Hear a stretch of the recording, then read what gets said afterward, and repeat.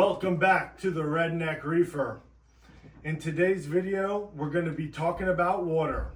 And that means we'll be talking about the different tech we use to filter and purify that water so that it's ready to add to our saltwater coral reef aquarium. We'll also be talking about the salt we add and how to make sure we add the right amount. So let's get into it. So I'm fortunate enough to live in a part of the world where the tap water is pretty clean and it's fine for drinking, but these fish and coral aren't just drinking the water in the aquarium, they're going to be breathing it also. So because of that, we need to achieve a higher level of purity, and to do that, I've gotten the Arka MyAqua 1900, which is a multi-chamber filtration system. It attaches right underneath the sink. You can see I've put a T-valve in up there to draw water from the cold water inlet, and then it comes down into the filtration system here. Now it's got 4 chambers. The first is a polypropylene filter, which has a 0.1 micron diameter and will filter out any sort of larger particles, rust or sand that could have gotten into the piping. Then it comes to a carbon filter, which is sort of one of the standard for any water filtration, which is going to be good for removing any type of chlorine, organics, pesticides, and bacteria. The second carbon filter is replaced with a resin filter, which is used to further reduce down any sort of contaminants. And then finally, we have the RO, reverse osmosis chamber, which is going to be essentially, it's like the type of technology that they use at desalination facilities in order to remove salts and any sort of ionic compounds that would be in the water.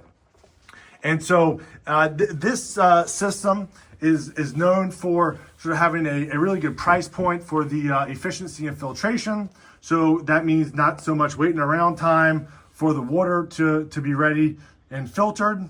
And then it can just get pulled straight up into a bucket in order to be transferred over into the aquarium. All right, so we've got our 20-liter bucket now filled up with the deionized reverse osmosis filtered water. So the next step is to add salt. The salt we've gone with is the Pro Reef Sea Salt from Tropic Marine. And this salt has all of the nutrients and minerals that those corals will need to grow and that the saltwater fish need to thrive. We know we're going to be trying to achieve about a 35 parts per trillion salt concentration within our aquarium water. And that means we need to be adding 35 grams of salt per every liter of water. But we want to make sure that we add the right amount of salt, that all of that salt is completely dissolved in the water. And in order to do that, we're going to be measuring it using a refractometer. Now, we know that when we add salt to water, it's going to increase the density, which has a direct relationship to the refractive index, which can be measured with this with this optical refractometer. As light travels from one media to the next, the higher the density, the more it will be refracted, and that can be measured by looking through it across this prism. So what we'll do is we'll take our water that we've prepared with the salt, we'll drop it onto the prism, close it up, look through the optical end, and we will see a scale that will be able to tell us what the specific gravity and what the parts per trillion of salinity is in the water. And this will be compared to our reference standard that has that exact 35 parts per trillion that we're targeting. And that's how we'll make sure that we've added the right amount of salt every time that we're adding new water into our tank.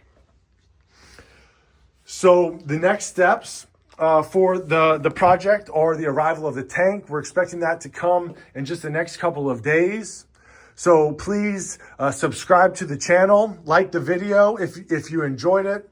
And in the next video, hopefully we'll have an unboxing of the new tank. Maybe we'll do a setup video. And then we'll be getting started with adding all of the tech to it, adding all of the water, and then adding some fish and some corals coming soon. So please stay tuned, and I'll see you in the next one.